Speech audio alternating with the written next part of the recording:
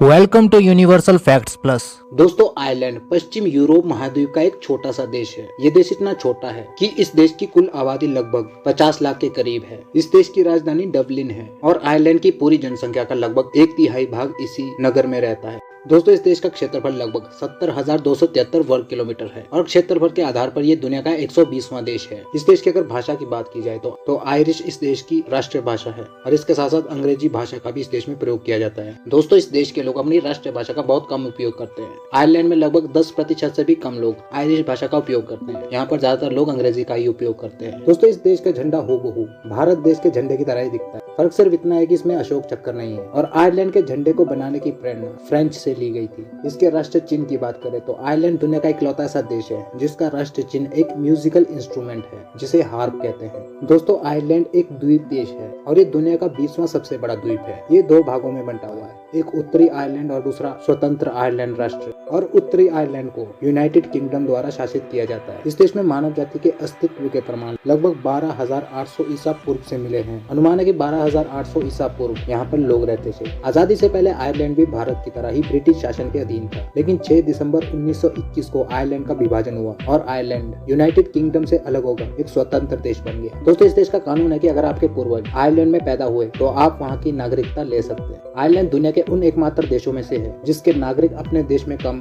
और दुनिया के अन्य देशों में ज्यादा रहते हैं। आयरलैंड के लोग अपने देश में रहना ज्यादा पसंद नहीं करते हैं। दोस्तों, टाइटैनिक जहाज के बारे में तो आपने सुना ही होगा। क्या आप जानते हैं कि टाइटैनिक जहाज उत्तरी आयरलैंड की एक सिटी में बनाया गया था और डूबते हुए टाइटैनिक से आखिरी कॉल आयरलैंड के बंदरगाह पर की गई थी। दोस्तों, आयरलैंड एक ऐसा देश है जहाँ पर बहुत ज्यादा बारिश पड़ती है और साल 2007 में आयरलैंड में लगभग लगातार 40 दिनों तक बारिश हुई थी और ये रिकॉर्ड में दर्ज है। और यहाँ पर इतनी बारिश पड़ने के कारण बहुत ज्यादा ठंड होती है और बहुत ज्यादा ठंड होने के कारण इस देश में एक भी सांप नहीं पाए जाते। दोस्तों, आयरिश लोग बहुत ही ज्यादा मात्रा में चाय का सेवन करते हैं। यहाँ पर औसतन प्रति व्यक्ति सालाना 4 पाउंड चाय का सेवन करते हैं। दोस्तों, इस देश में बहुत ज्यादा लोग चश्मा पहनते हैं। यहाँ की आबादी लगभग 50 लाख है, लेकिन इस देश के लगभग 36 लाख लोग चश्मा पहनते हैं। पूरी दुनिया में सबसे ज्यादा नेचुरल रेड हेयर वाले लोगों के मामले में आयरलैंड का दूसरा नंबर आता है। पहले नंबर पर स्कॉटलैंड देश है जहाँ के लोगों के बाल नेचुरल रेड होते हैं। आयरलैंड की अगर सबसे लंबी नदी की बात करें तो रिवर शैनॉन इस देश की सबसे लंबी नदी है जिसकी कुल लंबाई करीब 360 किलोमीटर है। और दुनिया का सबसे पुराना नौका क्लब भी सन 1720 में आयरलैंड में ही खुला था। आयरलैंड के अगर राष्ट्रीय खेल की बात करें तो हर्लिंग इस देश का राष्ट्रीय खेल है। इसके अलावा फुटबॉल को भी यहाँ पर बहुत ज्यादा पसंद किया जाता है। आयरलैंड के अगर राष्ट्रीय प्राणी की बात की जाए तो खरगोश इस देश का राष्ट्रीय प्राणी है। दोस्तों, अगर आयरलैंड में आपको किताबों का बेस्ट सेलर बनना है तो इसके लिए आपको अपनी किताब की सिर्फ 3000 कॉपियां बेचनी पड़ेगी। जितना आसान ये दिखता है उतना है नहीं, क्योंकि इस देश की जनसंख्या बहुत कम है और 3000 कॉपीज बेचना थोड़ा मुश्किल तो हो सकता है। दोस्तों, आयरलैंड का एक बार है जिसका नाम है सीन्स बार। ये सन 900 में खुला था और ये आज भी आयरलैंड में चल रहा है। दोस्तों, आयरलैंड में 1845 से 1852 तक अकाल पड़ा था और आयरलैंड आज तक उस अकाल से उभरा नहीं है। अकाल से पहले यहाँ की जनसंख्या लगभग 80 लाख थी और ये आज घटकर लगभग 50 लाख के करीब हो गई है। दोस्तों, आज के समय में जितने भी ध्रुवीय भालू जीवित हैं, अगर उनके पूर्वजों का पता लगाने की कोशिश करें तो ये सभी